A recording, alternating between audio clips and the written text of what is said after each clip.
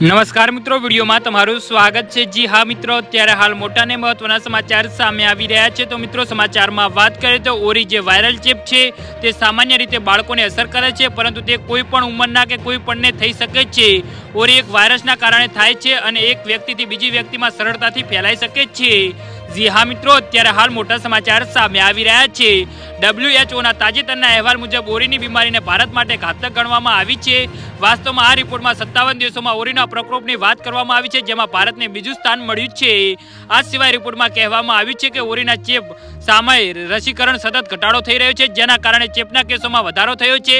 અહેવાલ મુજબ 2023માં ઓરીના 10.3 મિલિયન કેસો નોંધાયા છે, જે વૈશ્વિક સ્તરે ચેપની ઘટનાઓમાં 20% વધારો થવાની ધારણા છે। તે જ સમયે અનુમાનિત મૃત્યુની સંખ્યામાં પાછલા વર્ષની સરખામણીમાં 8%નો વધારો થયો છે અને વૈશ્વિક સ્તરે ઓરીના કારણે 1,07,500નું મૃત્યુ થયા છે। જી હા મિત્રો, તો આના વિશે તમારું શું કહેવું છે તો નીચે મારી કમેન્ટ બોક્સમાં જરૂરથી જણાવજો અને અમારી યુટ્યુબ ચેનલને સબસ્ક્રાઇબ કરવાની ભૂલતા નહીં। વિડીયો પૂરો જોવા બદલ તમારો ખૂબ ખૂબ આભાર।